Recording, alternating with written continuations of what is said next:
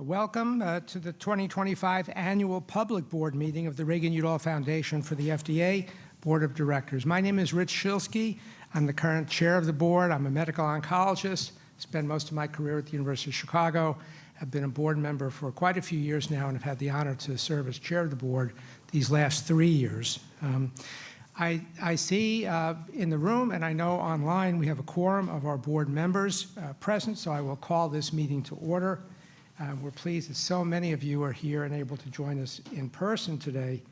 I understand from Susan, our CEO, that we almost didn't have this venue because apparently the power was out in this building just a short time ago. And remarkably, it's all up and running. So I've known for many years we've had a remarkable CEO, but I didn't know she could actually, get the power turned on in an hour's notice.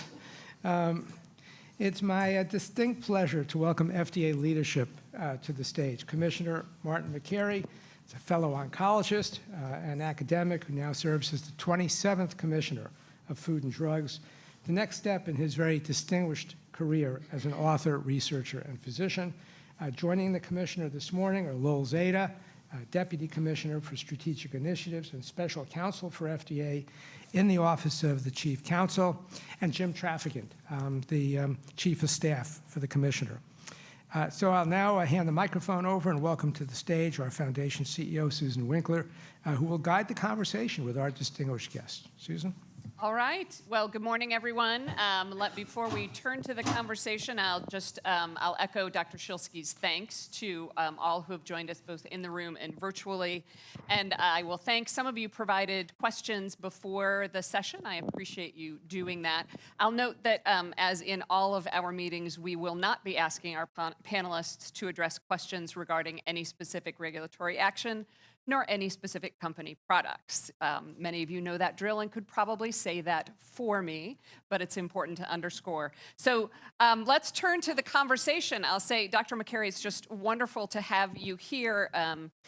We're pleased that your Deputy Commissioner Lowell Zeta could join us. And then, as any good chief of staff at the FDA would do, Jim Traficant is stepping in because Deputy Commissioner Graham is under the weather today. So we'll have you on the slide by the time we post these so that you get full credit. But Commissioner Makary, why don't we start with you?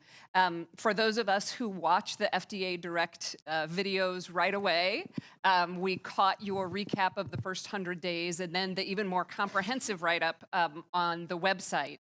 I don't think we have the 49 minutes that we had for the podcast, but we do have some minutes. We'd love to hear what you would like to highlight for this group from those 100 days. Great.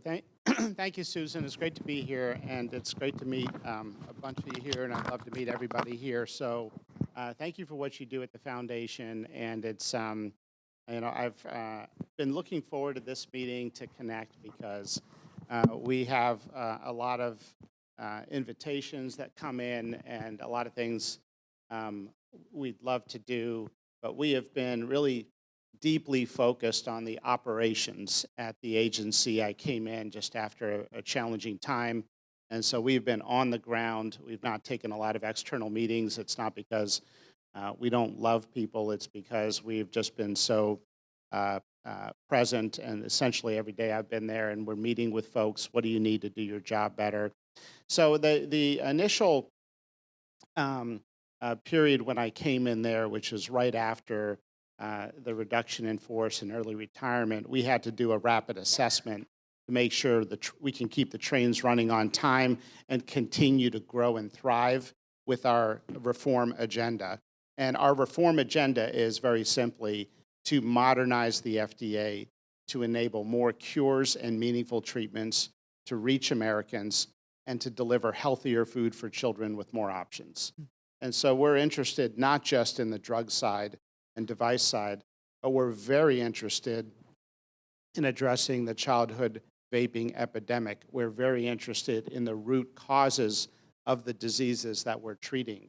We're very interested in the lunches that we put in front of kids, because we've got to start talking honestly about school lunch programs not just putting every 6-year-old on Ozempic that's overweight.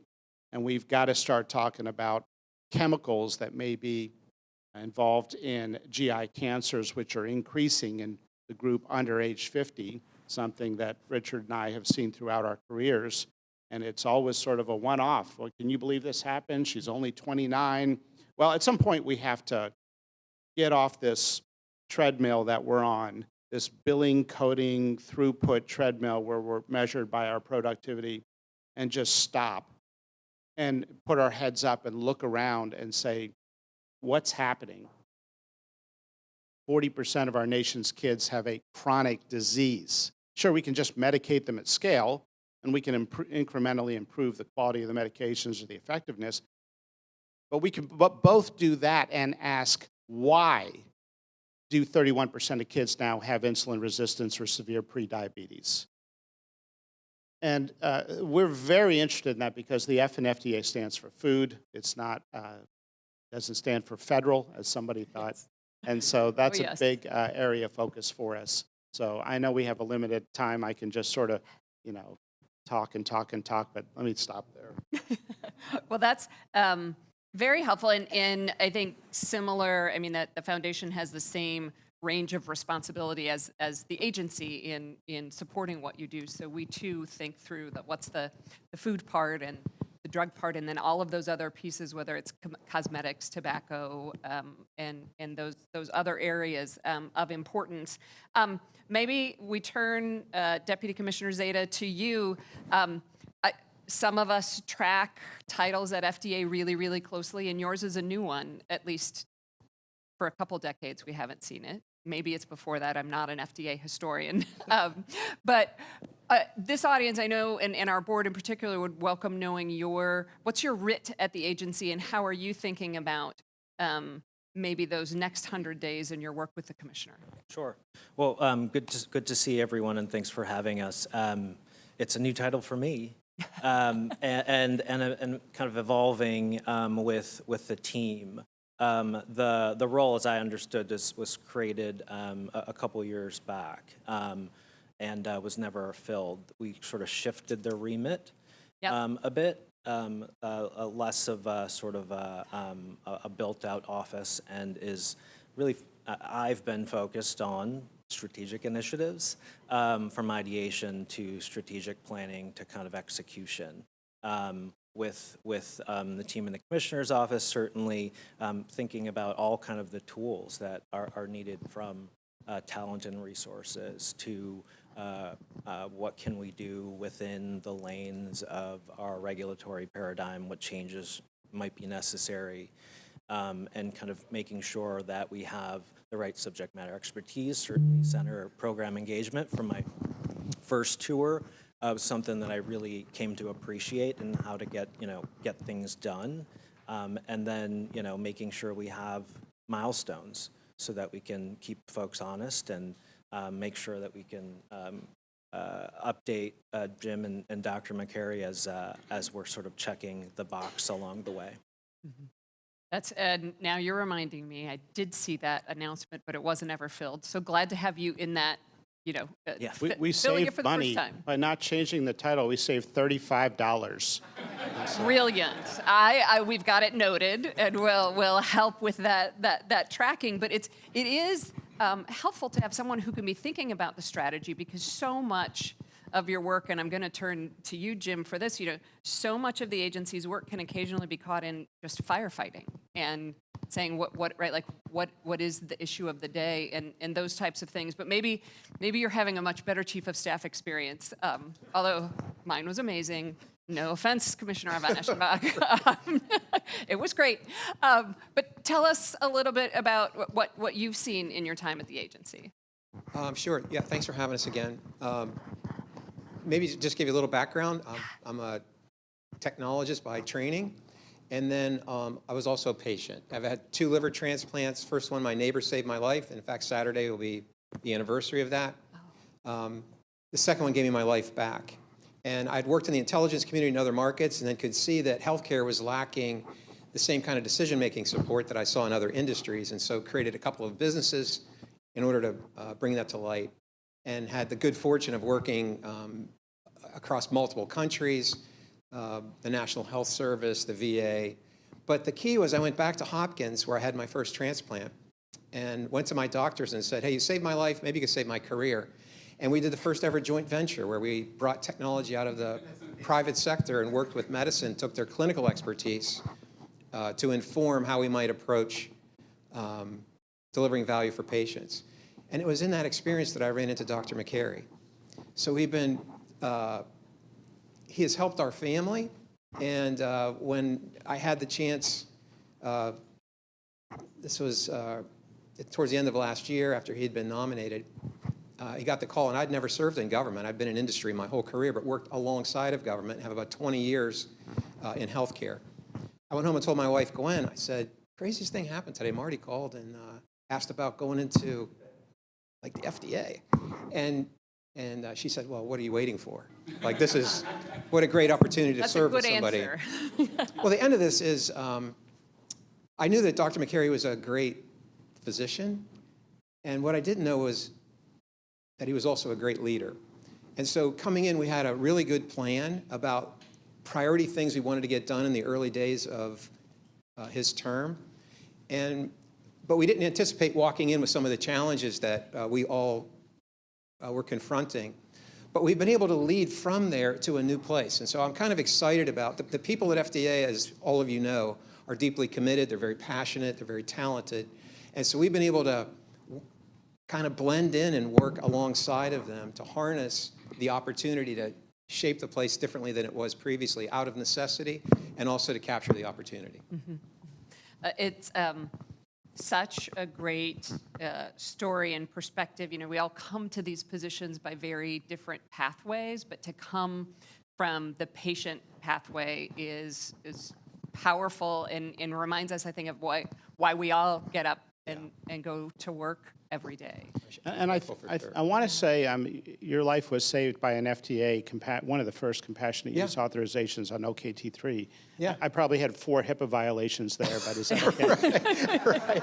Yeah, we'll talk about it on the way over. Yeah, but honestly, that did happen. I went into rejection after the first transplant, and they couldn't stop it. And they said, well, we're going to give you a shot. We don't know if it'll cure you or kill you. We'll know in 20 minutes. And I'm also a business guy, so I said, what's plan B? And there wasn't one. But in the second episode, I was the first to take a drug. The FDA made it possible. Compassionate use had just been passed. And that drug saved my life. And so to go from there, right, and I don't want to be dramatic here, but I had septic shock in between, which was much harder.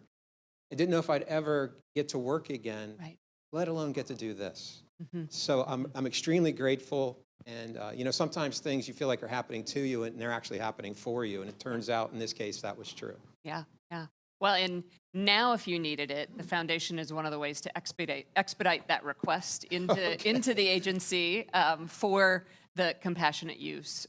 Which, thank you for that. Well, and trying to make sure that healthcare professionals even know about that avenue. That's been an interesting part as I've been on this side to, you know, there just are many who wouldn't know that you can in fact access investigational products in situations where it is indeed life-changing and so very important. Yeah. So what are you thinking about? My guess is that you already have 1,200 plans for the next 100 days, but I did just make up that number, and so maybe it's less. How can the broader FDA ecosystem help with that? What's on your horizon for the next many days? Well, first of all, that compassionate use authorization assistance that the foundation helps with is huge. And I'm speaking from experience on the clinical side. It's not only that some physicians don't even know about these expanded access opportunities, but sometimes they don't even know about other FDA-approved opportunities out there for their patients because, look, we're just so busy. You know, we are so busy.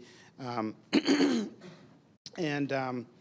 on the agenda at the FDA, we want to continue to harness the great ideas that live within the FDA among the scientists and inspectors and law enforcement and policy staff and everybody else close to the actual trains coming in and leaving the station. That is, we want people on the ground to talk to us. It's what I firmly believe in all of my work in patient safety. It was all about the relationship between management and the front lines.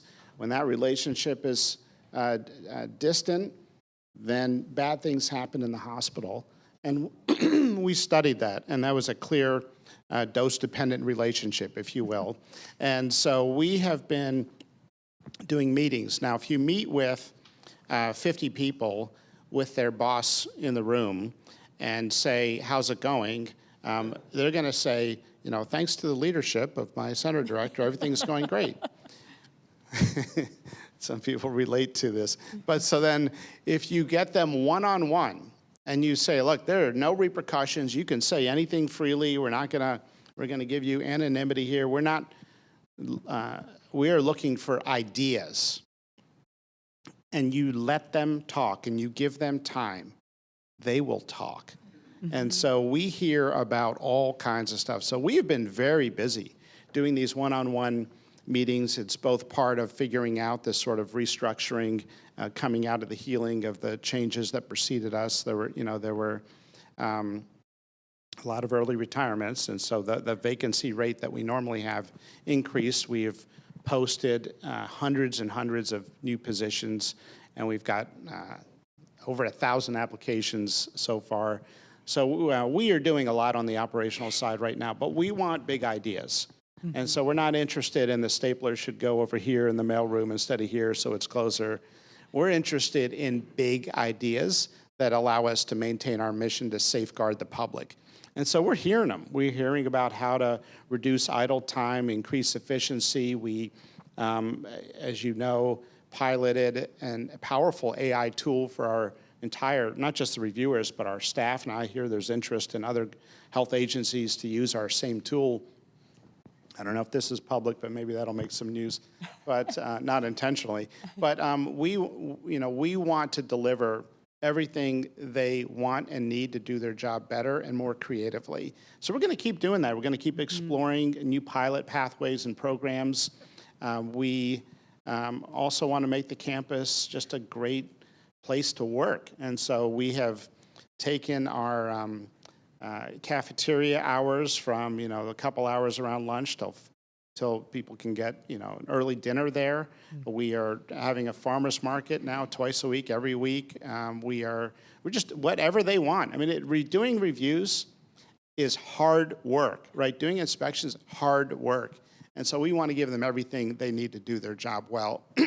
So we're going to continue to meet with them. We're going to continue to meet with stakeholders and industry. We've been doing this, in the spirit of listening, this national CEO listening tour. Mm-hmm. And I thought, Jim is the one who really encouraged me to do it. He said, you're all about listening, and we're doing all these meetings to listen within the agency on people in the front row. He's like, how about we meet with the CEOs and we can do it in the same format, closed door, not for us. I mean, we believe in radical transparency, but for them, so they don't have to worry about what their shareholders are saying, and they can unload on us. They can tell us whatever their big ideas are, and we give them the same disclaimer you gave, which is, no product. We don't want to discuss any products currently under review. Of course, within 10 minutes, somebody's talking about their product that cures cancer. Right? Product that cures cancer and Lyme disease and ALS with one pill. And, it's just waiting for one little thing at the FDA, and then you find out, there are 6 manufacturing violations, and the study shows it doesn't work, and it's under review, and you're like, okay, these are kind of the fun parts of the job. But so we're going to continue to listen. The feedback from the CEO Forum has been so formative. I had no idea it would be that specific and formative. I thought it was going to be like, we don't hear from you, or we get these erratic decisions. It wasn't at all. It was not an unloading session. It was, 2 15-minute calls with the reviewers over the course of the review process could save us months of guesswork. And nobody doesn't want to return a call. It's an idea that sounds reasonable to everybody, but as science has expanded and grown, and you have so many new drugs being submitted and so many new areas of healthcare, the agency has had to grow to accommodate this, expanding scientific world and healthcare community. And so we just have to now, realize sometimes things get big and we have to figure out how to reconnect with, a good user interface. And the other big piece is food. We're going to do a lot more on food. So we announced the removal of all 9 petroleum-based food dyes. And people said, oh, you can't do it. You don't have the full regulatory authority to do this quickly with the time frame you want. You have to go through all this process and rulemaking. Well, here we are, maybe a matter of weeks after the announcement, and we've got almost half the industry that has pledged to remove all petroleum-based food dyes in a time frame as quick or quicker than we've asked for. Kraft Heinz, General Mills, I just had some ice cream this week with the ice cream makers that decided, they're going to 100% abide by this new pledge. So, these are the fun parts of the job, wouldn't you agree? And I mean, this is and there's some opportunities now we've never had before for post-market surveillance. We've never had big data and cloud storage, and when Andrew was in leadership, you didn't have these incredible server farms that had this capacity to store 100 million electronic health records. And now we have the ability to create in silico controls that are as perfectly matched or better matched than in a randomized controlled trial. We have the ability as a country to enroll people in clinical trials through the EHR. So, I mean, there's some amazing opportunities right now. We got a great tech team that came in. I didn't think they'd want to come in because, as you know, you can make a lot of money doing other stuff in tech. But they said, look, we want to be a part of this, just like Jim stepped up and Lowell. And Lowell was making $50 million a year and decided to, something like that. Yeah. Well, there is, I think it's that part of that transition into public service is that opportunity to have those, those levers that, or the big gears in working for commissioners who would refer to the big gears of government. That's what you have both in regulatory ability and from the podium, to say these products, we'd be better served if they weren't available. That's a power that's helpful. And then, I think the promise there is really intriguing of saying, how can we better use these technologies? I sense, I can actually feel some of the anxiety from the broader ecosystem saying, tell us how, right? Like they want certainty while also pursuing new ideas. So I imagine that might be a space too, just of helping industry understand how they might apply those technologies. But does that fall in? Lowell, what will you be working on now that you're in the government sector? Sure. Well, I think on technology and infrastructure, certainly the rapid speed that we're working at as integrating into the systems will help folks on the industry side in terms of understanding what data should be submitted, in what capacity, in what manner, as we're set up on the inside to receive or to access. So I'm really excited to see more of that. I mean, 3 things I'll touch on quickly.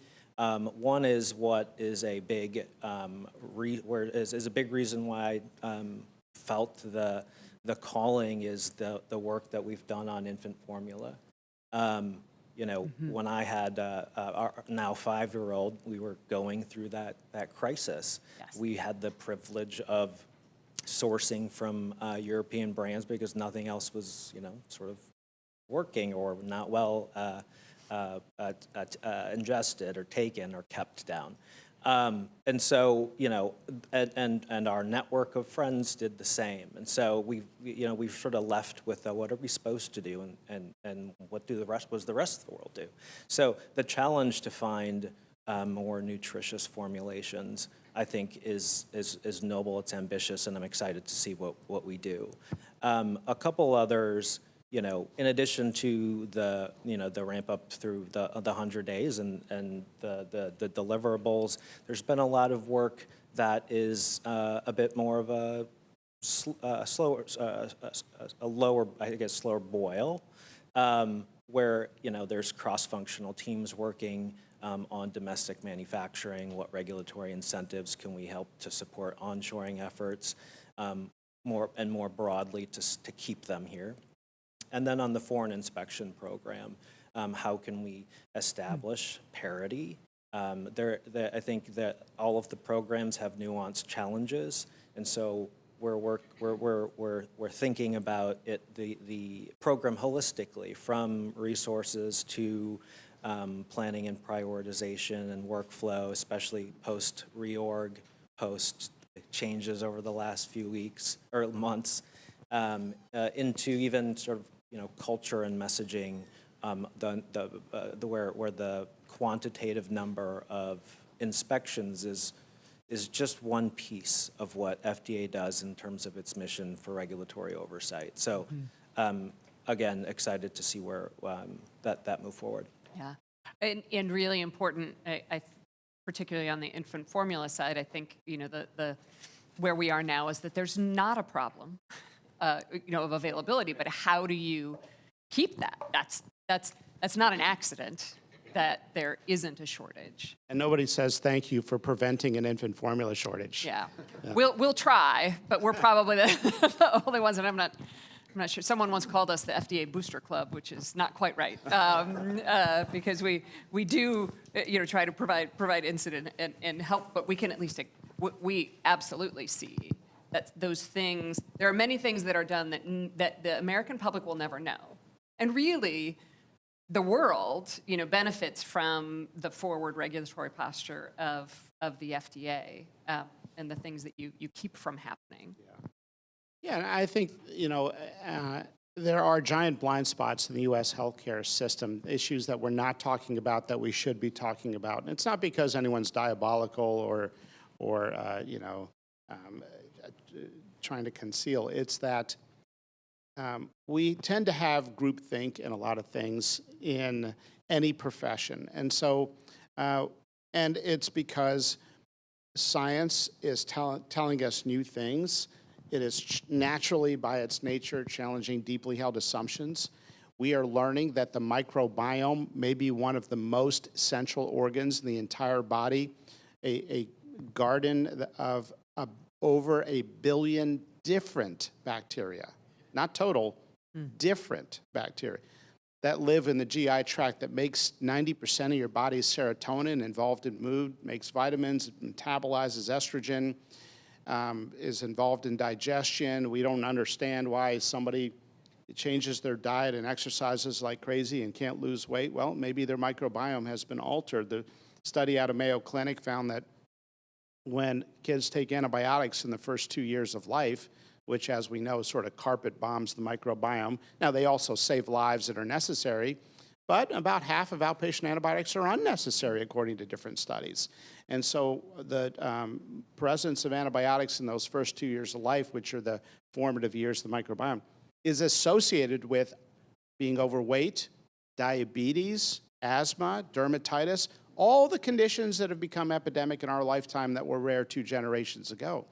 We're just beginning to understand some of the stuff. So we need to think about new regulatory pathways. We have to think about how we manage AI as software. If an AI of an X-ray reads 200 different chest findings on an X-ray, are we requiring 200 different applications, one for each indication? So we've got to modernize and think differently. And I do think, to build on what Lo was saying, look, markets like predictability, investors like predictability. We need investors to advance drug development. Scientists, inventors, individuals in academia like predictability with the regulatory process. So that's why we have decided to go ahead and put the resources behind making the CR letters public. And that's why Lo was a little late. He's been redacting them nonstop. And he hit a circuit button this morning to try to delay the conference a little bit so we could have more time to redact. Thank you. Thanks for flipping it back on. Excellent. Well, I know that you all had a limited amount of time. In fact, I was getting the chief of staff signal that we're at that time. But any final thoughts, or this has been very helpful just to help really the broader stakeholder community get that additional window into thinking and spark some ideas of how the foundation might be helpful, how the broader community can engage, and what's important. I'll start off saying thank you for your support. The FDA is a national treasure. It's one of the greatest brands of the world. I'm continuing in a tradition of great leaders at the FDA, as represented here by Susan and Andrew and others who have worked at the FDA who are here in the room. And so the challenge that we have and the charge is a big one, but the FDA today is strong, and it will continue to be strong. We're going to meet all our PDUFA targets. We're going to continue to do things to improve the culture. We're going to add more AI efficiencies and novel pathways and listen to people and talk and figure out what we can do to make sure all the core staff have all the resources that they need. It's an exciting time. We have phenomenal talent that wants to come in and work at the FDA. And so we're excited about making some new announcements in the next couple weeks of incredible talent with impeccable credentials that don't need to work in government. And they're going to come in because they believe in this incredible tradition that has preceded us. So I just want to say thank you on that. Yeah. All right, great. Let's thank our guests. Truly appreciate it.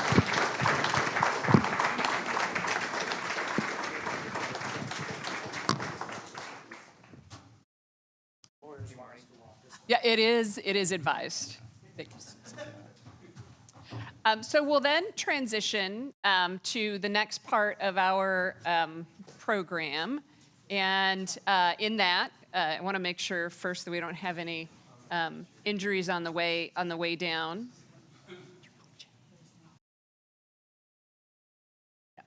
And so we're going to do just a brief recap of some of the work that the foundation has been doing, and then we're going to hear directly from the foundation's board of directors.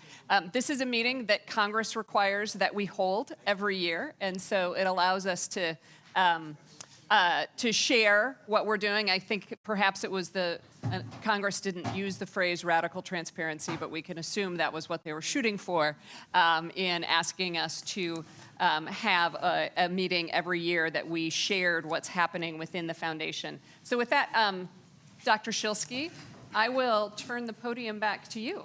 Okay. I'm just looking for where I'm supposed to pick up here.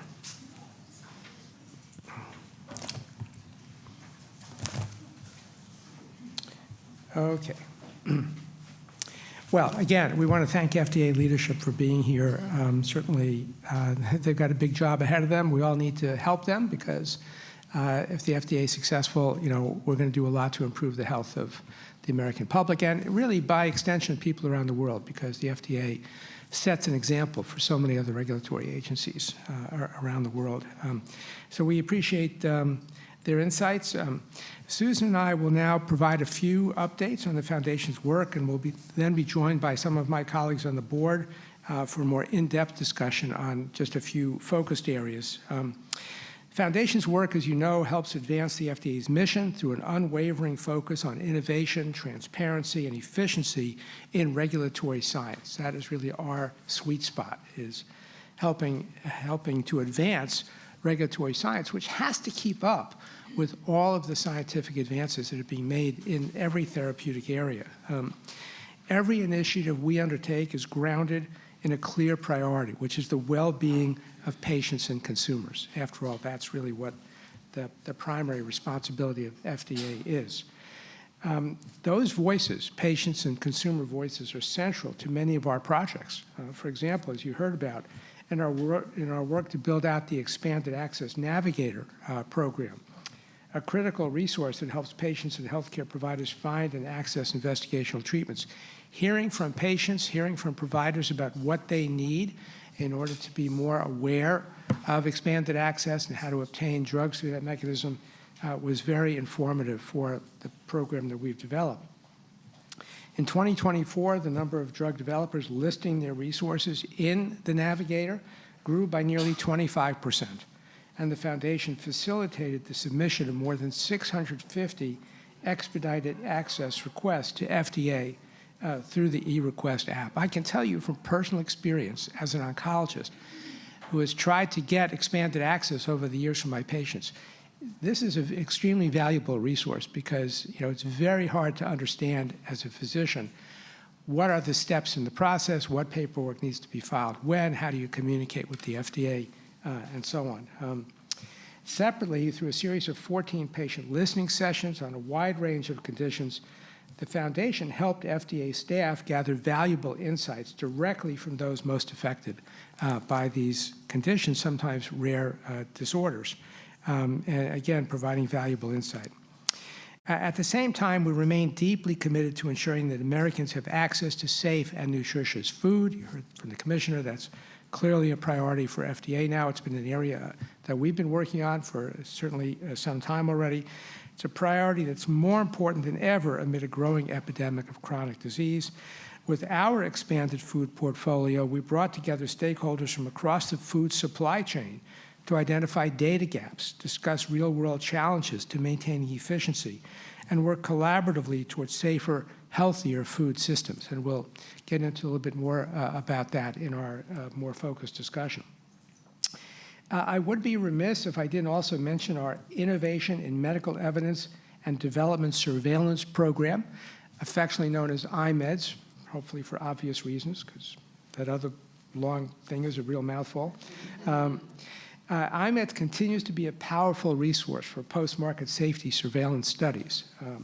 By using FDA tools, we're able to better understand the frequency and severity of specific adverse events, identify the populations most at risk, and help FDA-regulated industry meet their commitments to monitor their products' effects. And I just want to emphasize that, as more and more medical products are making it to market, oftentimes with smaller data sets to support the risk-benefit assessment by FDA, gathering the post-market data on their safety is increasingly important because the numbers of patients represented in the clinical trials that lead to regulatory approval are far smaller and oftentimes not well representative of the population of people who are going to receive those treatments in real-world medical practice. So IMEDS offers an opportunity to bridge that gap.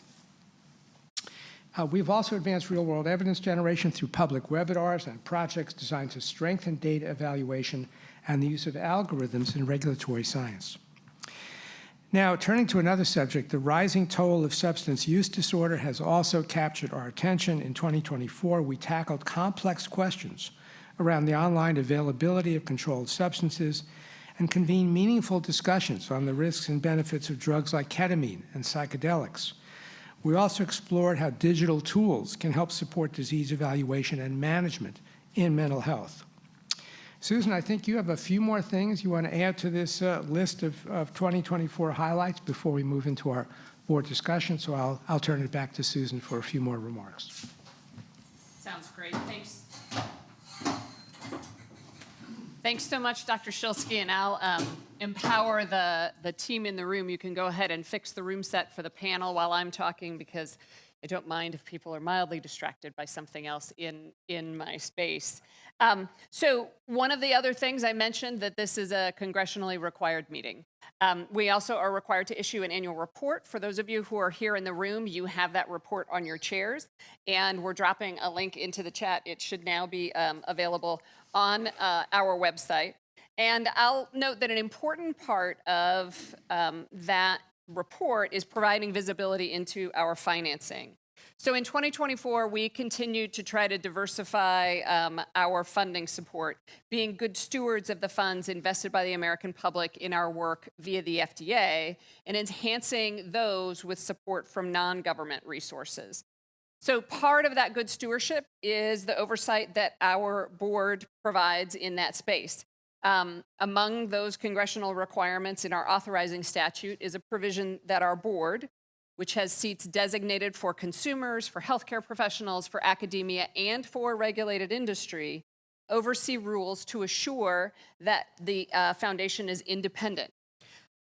It is one of the least glamorous parts of their jobs, for which we pay them nothing because they are board members on a nonprofit, but one of the most important. And our board is made aware of all funding that comes to the foundation and, in fact, improves all donations of more than $250. That process helps protect and assure the impartiality of our work and allows us to remain free from conflicts of interest or undue influence. So another important component is that the foundation, we control the work. So funders, including when that funding is from FDA, may provide input to our work, but the foundation controls the project and the output.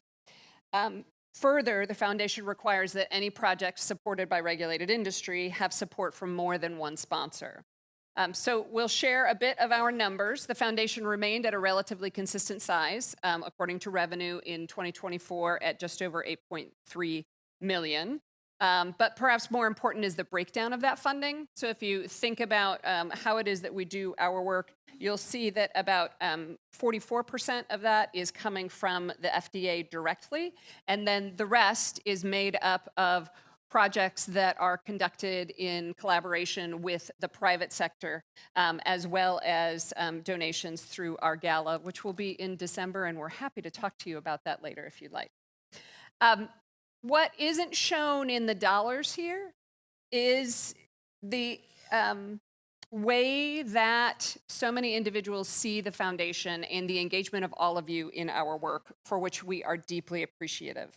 Most individuals see the foundation through our public meetings, and we had 13 of those last year, each of which is shared not only in the moment, but is available as an enduring resource via the recording, transcript, and slide deck on our website.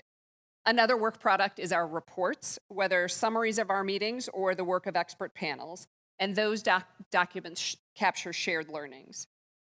And because some conversations are more productive if they're not held on camera, we do host a number of listening sessions and closed-door roundtables, but in the spirit of transparency, the results of those discussions are prepared under Chatham House rules and shared with the public so that the public knows what indeed the insight is that has been provided to the agency.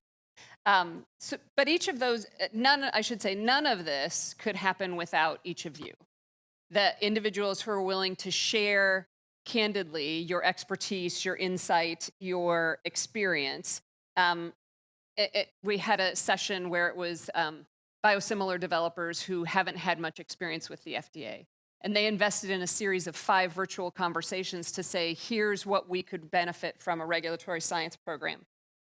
The developers were around the world, so many of the conversations were taking place at 11 o'clock at night, local time, or wherever they might be, and the companies showed up for every conversation. In this room, we've had individuals with experience with post-traumatic stress disorder or who are studying the impacts of ketamine or talking about how to make produce safer.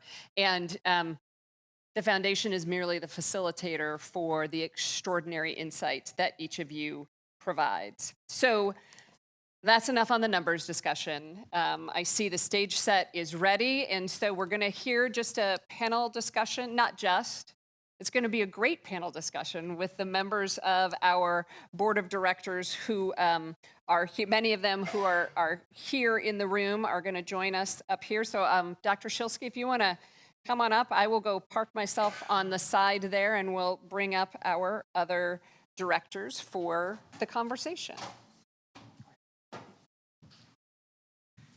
Okay, so marching to the stage, directors Ed Alera, Deborah Ness, Antonio Tatarani, and somewhere out there is former Commissioner von Eschenbach, who I think is sending off the current commissioner. So we'll try to get Andy back in the room so we can get started. Can we see where Andy is? Yeah. He'll be back. He'll be back. Great. So I'm going to maybe sit down. Yeah. Should be ready to go. Okay. Thank you all for being here. It's actually great to see you guys in person today. It's I know we have many of our other board members online during the summer months. It's sometimes hard to get everybody to Washington on relatively short notice, but glad everybody is able to attend. I want to start with you, Ed. Ed, who is an attorney, as I'm sure most of you know, reminds us frequently at our board meetings that, as he puts it, our product is our process. So could you talk a little bit about what exactly you mean by that and maybe give an example? Sure. I mean, we have a unique capacity to bring together FDA and people whose voices aren't routinely heard. We have the passion to go out and find people who aren't routinely heard, whose views can be invaluable to the agency because, as the commissioner pointed out, science is going so rapidly. The reviewers, they haven't studied this, and we're trying to provide them with input as to how we can move forward so everyone benefits. It's a collegial atmosphere that we provide. It's, you know, as a FDA's, the thing to remember is FDA is not a monolith. Every center's unique, every reviewing division's unique. So we have a capacity to get these people together and talk and learn. It's not in a product by product confrontational system. It's really looking at broad issues that we can all benefit from.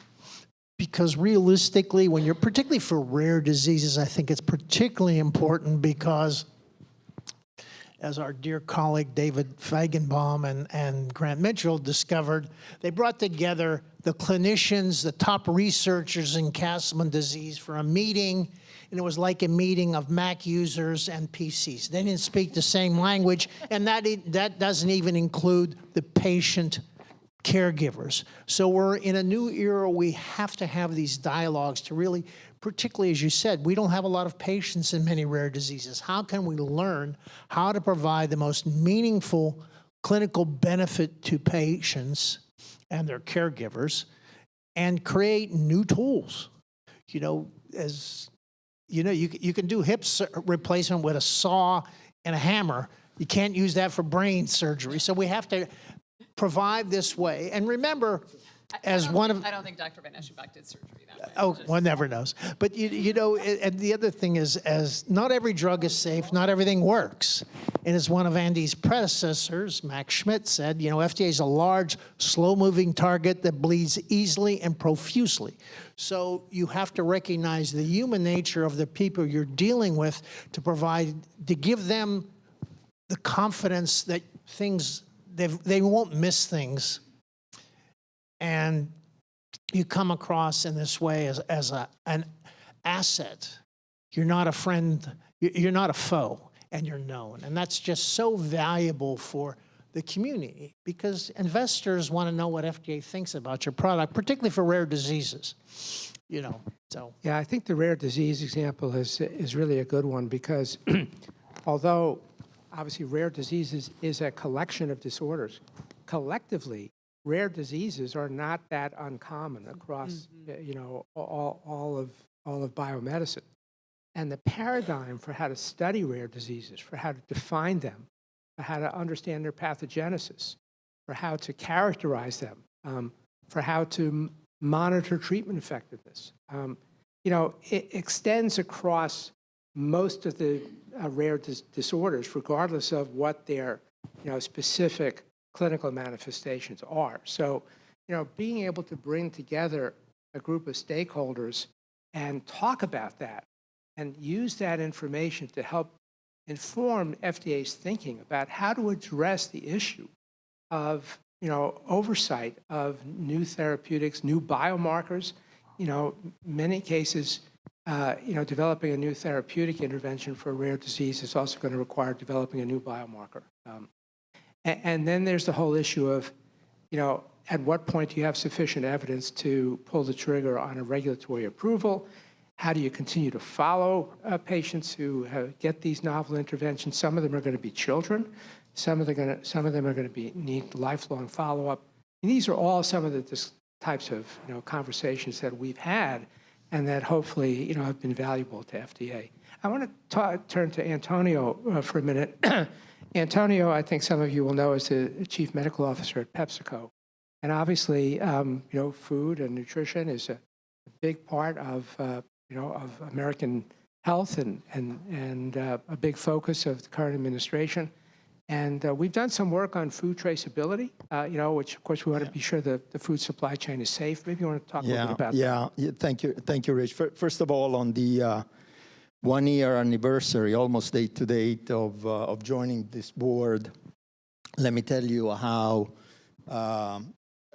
humbled I am to be sitting on this panel with such illustrious colleagues and be part of the conversation. We have heard from Commissioner Makary that F in FDA stands for food, and obviously as somebody who lives and breathes food in the food industry day in and day out, that's a very important statement to hear.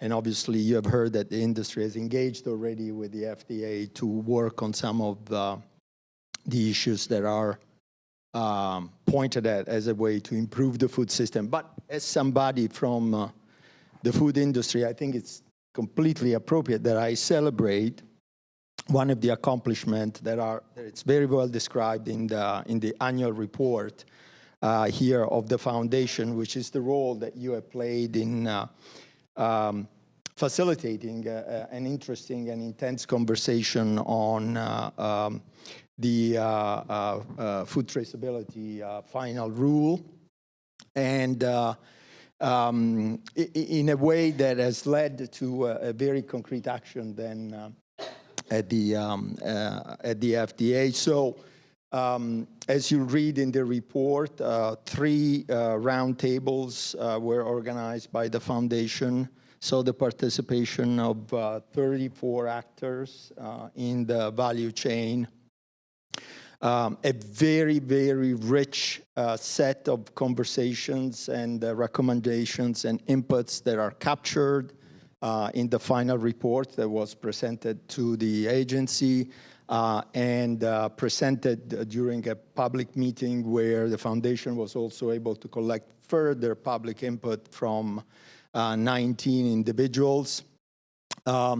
And all of this done in the spirit of improving a process that wants to see identification of foodborne illnesses as quickly as possible and implementation of recalls as efficiently as possible. And these are things that are in the news almost on a daily basis. Now, I said there was action that was derived from all this consultation, and that is that a common theme through the consultation was that the implementation of the rule to be well done strategically and practically required a little bit more time for actors to become familiar and perhaps pilot a little bit around the actual requirements of the rule. And so the final decision was that instead of launching the rule in early 2025, as originally planned, the FDA extended the implementation of that line to June 20, 2028. So I guess a great accomplishment in line with the feedback that was received. Yeah, thanks for that, Antonio. I'm going to go off script a little bit for a minute, just to ask you a follow-up question. And this is really based on my own lack of knowledge in this area. And it relates to what level of evidence is necessary to trigger a product recall. How is that decision actually made? So I'm not an expert in the area, but is a level of evidence that is contributed by multiple actors into the space. And once that evidence is recognized, then it triggers a series of downstream actions which are aimed at protecting the public, as I said, as quickly as possible and as efficiently as possible. Go ahead, Andy. There's one in your chair. I think there are two ways of thinking about it, Rich, just simply. One is if you see a blip in what you might expect as a random occurrence, and also if you see a cluster. So if things are starting to break out in a particular domain, then you know that something unusual is happening. Got it. If I may, Rich, it's also Yeah, a great please. place where we follow the science. That's right. Right, and that sometimes you may believe that an illness is associated with a certain commodity, and then upon further research, you find out it's a different one. And that's, I actually have one on my head, so I'm good. That's an important part of FDA being able to continue to conduct these tracebacks with industry's help so that we know which commodity was involved, because it doesn't help anyone to have an action or a warning associated with the wrong thing. And you want to be able to get to the right thing quickly and protect consumers. So speaking of consumers, I'm going to pivot to Deborah. Deborah, it's so great to have you on the board and to bring that consumer perspective from all of your years of work as a consumer advocate. I know you've also spent a good portion of your time, on the board dealing with some of our food-related activities, particularly from the nutrition point of view. And obviously, the food producers can do all sorts of wonderful things to improve the nutrition value and the quality and the safety of food. But if we somehow don't get consumers to recognize those issues and make appropriate modifications to their behavior and their choices, we're never actually going to result in significant improvements in the healthy diet of the American public. And we've been trying to think a little bit about that. I wondered, Deborah, if you could speak to some of those issues. So thank you. I'm very excited about digging into this area. It's really a time when I think we're going to see a lot of focus on empowering consumers to make the right decisions to improve and protect their health. And I was really very excited to hear Commissioner McCary talk about the emphasis on food, because food is something that affects all of us. We all eat. And there's a very long and complex chain, I have learned, between what happens on the farm as you're growing the food and it ultimately getting to our stomachs. And that's where we come in. And the foundation has now for a while been playing, I think, a very important role in providing the kind of information that consumers need to make those good decisions about their health. The Nutrition Communications Network that we have in place provides wonderful, easy to understand, easy to use messaging. And they have developed products that can be used for social media, that can be used in interactive ways online.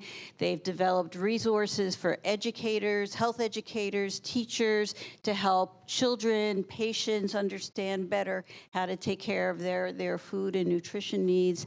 And they have a wonderful, if you haven't checked it out, a wonderful toolkit on their website for dietary professionals. Their quarterly newsletter is really terrific, and if you're not part of that network, you should go online and sign up and get on board. And right now, there are over 30 organizations that are making this information available to their audiences. But it isn't just about providing information, Rich. So if I can just say, there's an extraordinary amount of work to be done to keep the food supply safe. So we can't just tell people to go out there and eat healthy. We have to make sure that there's healthy food out there and safe food for them to eat. And there's been a lot of emphasis on getting people to eat more fresh produce, fruits and vegetables. And again, when you dig into that and you look at all the actors between the space of where the food gets grown and how it actually ends up on people's plates, it's a myriad of many different players. You've got the growers, but you've also got the buyers, and you've got the packagers, and you've got the distributors, you've got the academic research community, you've got the extension professionals, and you've got consumers. And at every link in that chain of that complex web, you can have errors. But at every point, you could also have an effort to prevent error, an opportunity to reduce risk. And what the foundation does so well is bring all those different players together, and sometimes players who don't normally talk to each other, get them in the room to identify where their shared interest is. And that's exactly what they've done in their project. And there's a soon-to-be-released report that's going to be called the Roadmap for Produce Safety. The end of this month, we should see that come out. And that is a report that's going to lay out a roadmap created by all these different players who have begun to talk to each other and say, we can't just do this in incremental ways, and we can't do it in silos. We have to look at the whole, and we have to all take responsibility and step up. So I'm very excited about that report, and it's a great reflection of the work that the foundation does. Yes. Well, and eight working groups with 15-odd people in each working group. I mean, the investment of volunteer resources who said we're willing to look at this difficult issue where, in fact, we don't agree, right? There's some trust to be built moving forward, but that's been a really fun one to be involved in. And I think you had over 175 different organizations, and a real commitment on the part of the private sector to step up and really lead in this area. It's not just government. We need the private sector to lead. And if I may for a second, Director Ness and I serve on the Health and Nutrition Subcommittee of the Foundation, where many of these discussions take place.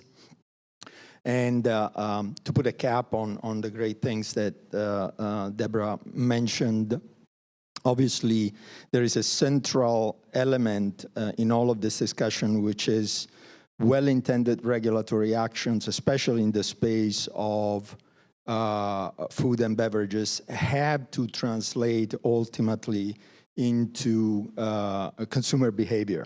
Right.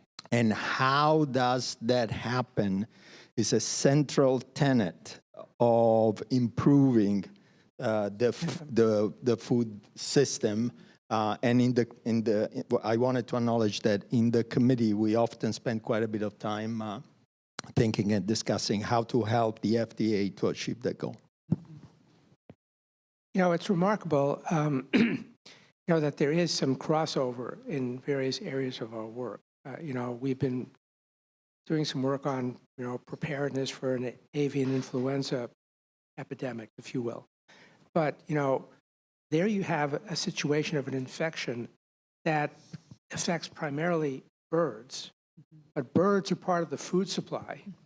And, we've seen the impact already on egg production and things of that sort, and even concerns about the safety of the food supply. And then I have to say, without being an alarmist, I mean, I've often wondered. We all lived through the COVID pandemic, and obviously millions of people died in that horrible global pandemic. But how much worse might it have been if COVID was a foodborne illness instead of a respiratory illness? How much more fear would there have been if people would have been afraid to even, buy fresh food because of fear that it might transmit a disease like COVID? So these things all touch on each other. I think the way in which the foundation works, the capacity to bring together disparate groups of experts, as Deborah and Antonio have stressed, to talk about really complex topics like this is really unique and valuable. Andy, I think you wanted to make. Well, I just want to amplify, I think we've picked up on a really critically important theme, and the idea of which is that science and technology is changing so rapidly, almost at exponential rate, that even when you think about food and food supply and how that has changed, even with regard to how we grow it, how we process it, et cetera, that the FDA has to constantly stay in front of that. And the only way it can possibly do that is if there is a bridge between the FDA and the vast community that's engaged in these frontline activities, production, et cetera, et cetera. And that's you in the audience, and that's you beyond this room. And so your participation, your involvement to keep us at that cutting edge is so critically important. And the way the foundation is in place is to try to create that bridge between you and the FDA so that everything continues to stay current and timely.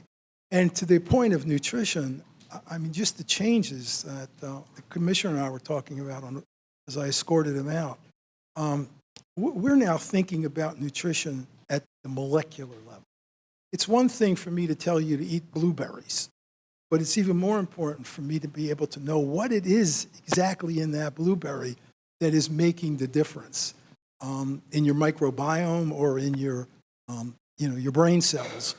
And then what we might be able to do with regard to infant formula once we know that.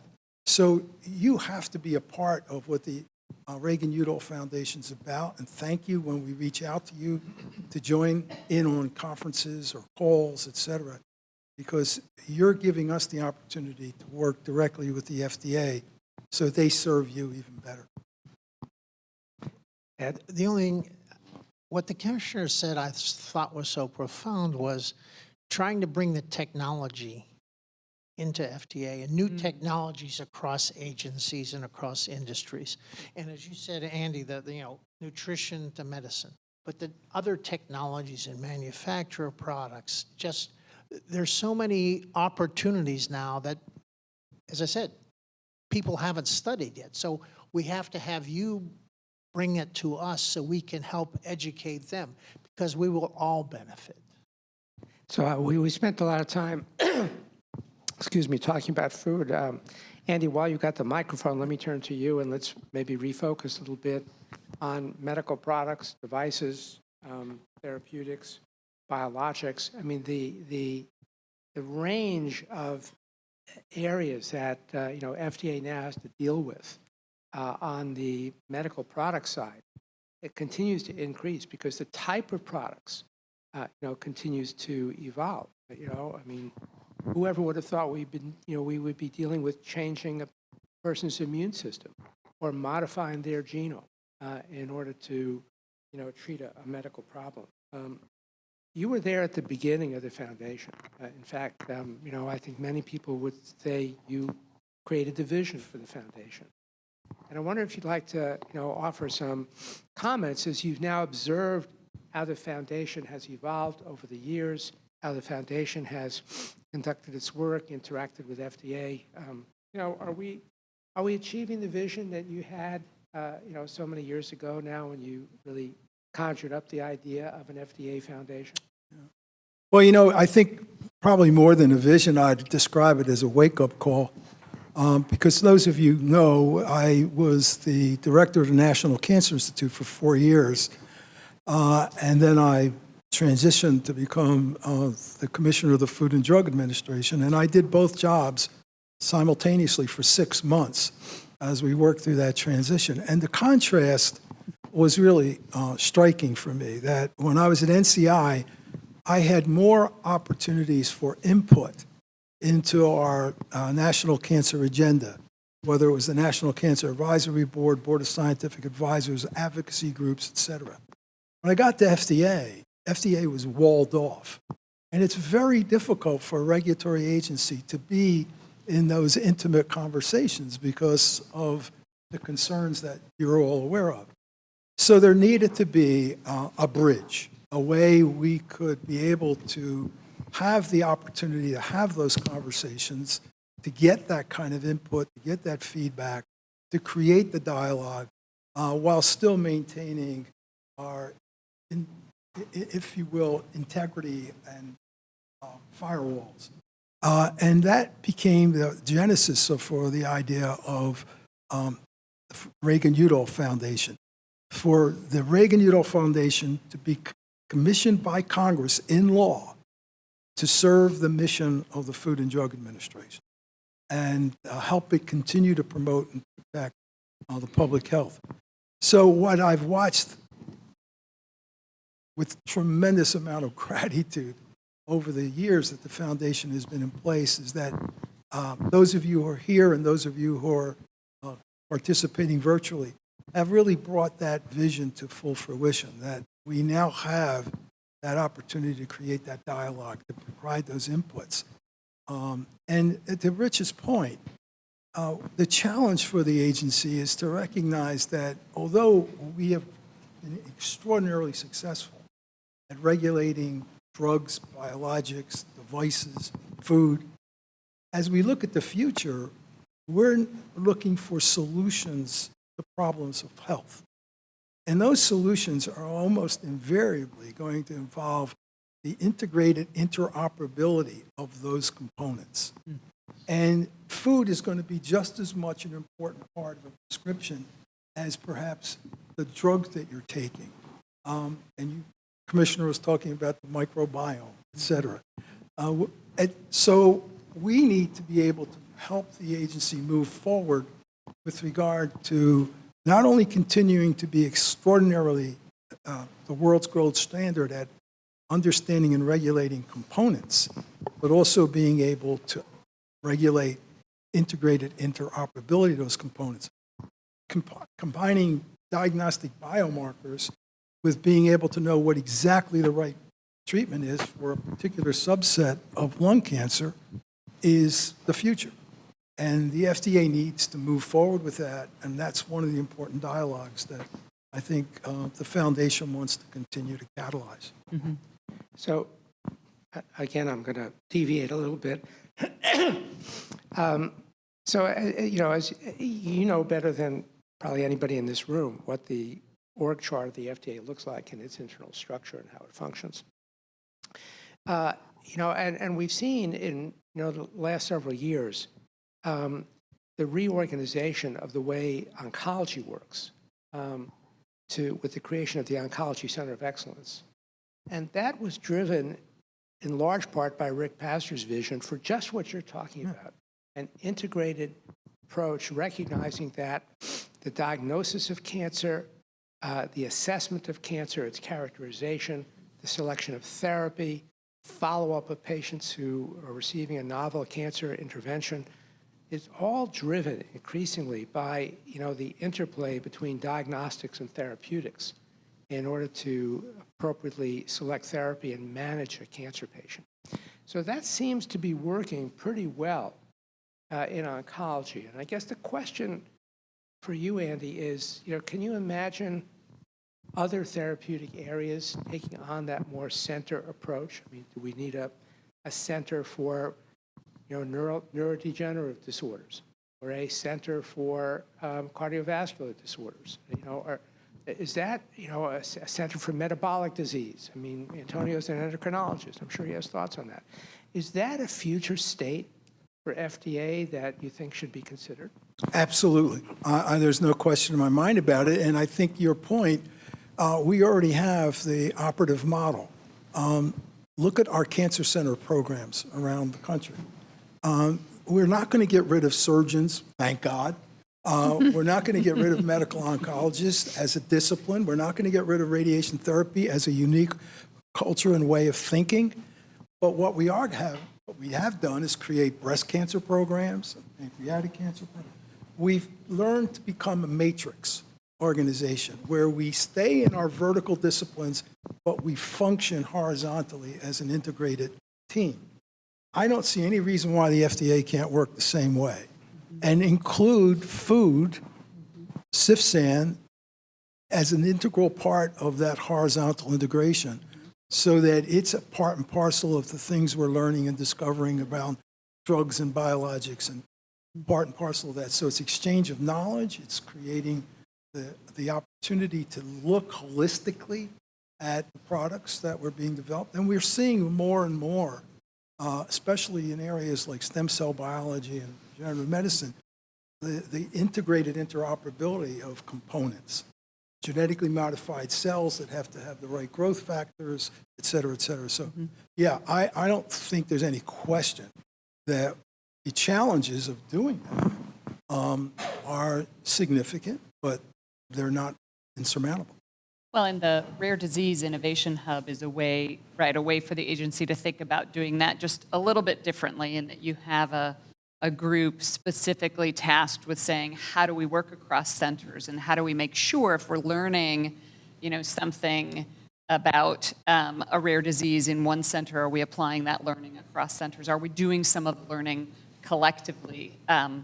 The foundation facilitated the public meeting that launched the Innovation Hub, and it was just fascinating to hear, the 40-some contributors who said, here's where we think the hub could make a difference. Yeah, absolutely. And I don't want to dominate this, but to Rich's earlier point, I mean, we need to get that example, that pilot, that paradigm really well developed, because you take a common disease like lung cancer, it's made up of a group of rare diseases, depending upon which unique genetic modification you have. So what we learn about rare diseases in this hub needs to be extrapolated to all the other diseases as we learn more and more about them at the genetic and molecular level. Well, and the collective learning of the regulator, the researchers, the patients and the caregivers and industry then everyone can speak to their pain points, because they're all looking out and seeing a different view out the windows, and we need to help them. It's great to just have that time where they can come together and see where there are common problems and potentially common solutions. So our time is starting to wind down here, and maybe we could, sort of as a last round of discussion, ask each of our board members here to give us some thoughts as to, where do you see the FDA going in the next year or two? Where do you think it needs to go? And what do you think our foundation can do, should do, to further the priorities and goals of FDA? And I don't know if anyone in particular wants to start. Otherwise, I'll ask Ed. We'll just go down the line if you want to start off. Well, I think discussion, dialogue, and openness, as today was evident. Tip O'Neill said all politics are local. What we discovered today is all healthcare is local. You look at that. So how can we get everybody's input to really help guide the future of FDA? Because you want new ideas, new cutting edge things to help us move forward. Things are happening so rapidly in ways that people haven't studied.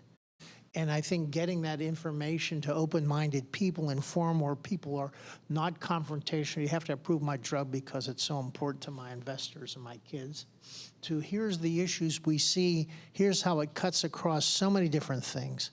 But you have to do it in a way that is everyone learns and everyone benefits. It's a collegial environment. Everything we can do to help that, we've done that. Susan's been fabulous at it. And getting more and more voices heard, because every disease has its own group, but so many things transcend. So it's building that continuous dialogue. Thanks. Deborah? So I was particularly excited to hear the commissioner talk about the extraordinary breakthroughs that we're experiencing now and that are promised ahead when it comes to understanding the role of the microbiome and the way in which that may unlock understanding of various diseases, behavioral illnesses, and Andy, your idea of what we learn in the food arena, cutting across all of the different verticals within the FDA. I mean, it's extraordinary, I think, what we're on the cusp of right now. And I'm also struck by the focus on transparency. But I'm very aware that transparency by itself is not a goal. So the end goal is not radical transparency. We want radical transparency for a reason. We want it so that we can learn, so that we can listen, so that we can eventually act and behave differently. And then that takes me back to what the foundation is so good at. And I think we have to keep doing more of it and even better. So the two-way communication, translating what the FDA is trying to convey to the public in ways that the public can understand and consume, right? Listening and bringing all those voices, especially the voice of the consumer, which wouldn't easily find a path into the FDA without the Reagan-Udall Foundation. And then taking that two-way communication and fostering the collaboration in a trusted place so that all the voices come together and eventually can see the shared threads and common agendas. So I think we have a really exciting future ahead of us. Antonio. So, Rich, listen, I was thinking what to add at this point, and I realize I'm just about in my 35-plus year of a career dedicated to understanding the relationship between nutrition and health. I've done that at the National Institutes of Health initially as a hardcore researcher trying to understand mechanism of diseases. At that time, we didn't talk too much about the microbiome. It was most about the genetics of chronic metabolic diseases. I've done it for 15 years in the pharma industry, being somewhat successful with other people, bringing medications for the treatment of chronic metabolic diseases to improve the lives of many patients with those diseases. And now I've dedicated the last 7 years of my career to food and beverage. And in this journey, I have progressively convinced myself more and more that food and beverages, to a certain extent, is the low-tech, low-cost solution to that problem along the continuum of interventions, as Commissioner Makary was saying. So I rejoice in realizing that the FDA sees that as one of the opportunities to move what we often refer to here in this country as a sick health system to a real healthcare system, and move a little bit the needle towards prevention as opposed to intervention. Everything has a place in that continuum, but this renewed emphasis on the F of FDA is very refreshing. I think it's very important. It calls all the actors, including us in the food and beverage industry, to think and rethink our role in that continuum. And I think the foundation can really have an exciting role in continuing to keep that discussion with the actors in the space alive, well, engaging, interesting, full of feedback one way or another. So I'm really excited about what we can do going forward. Great. Got me excited. Great. Andy. Yeah, I think that, and it's what now is almost 125-year history, FDA is facing one of the most transformational opportunities in its history, but one of the most incredible challenges in its history. And I'll give you a little background. When I arrived at FDA and we were creating White Oak as its new home, there was only one building at the White Oak campus, and it was Cedar.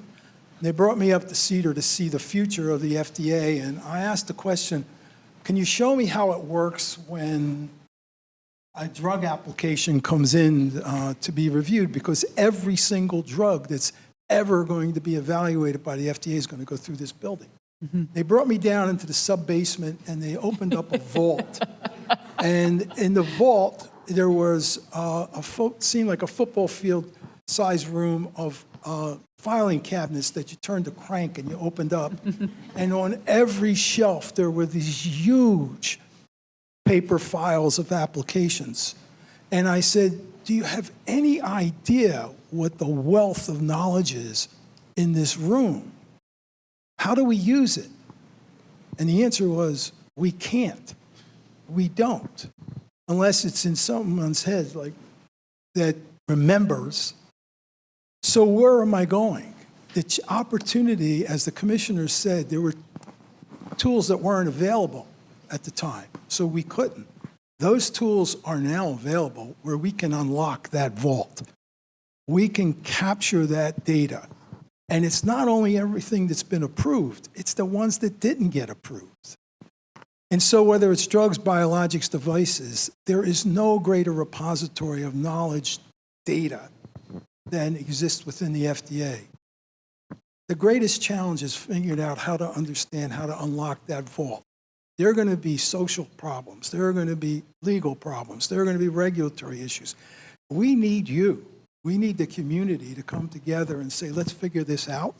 We need the foundation to be that bridge so that we understand what the FDA needs and what they're capable of, or what restrictions there may be, and what you can provide. And I can, obviously, from my tone of voice, understand how passionate I get about this, because this can be the opportunity to not do something wrong, because we've already learned that before, but to do something right for those people who are suffering and dying out there, and are not going to get any better until FDA says it's okay for them to have, whether it's the food or the drug or the biologic or the device.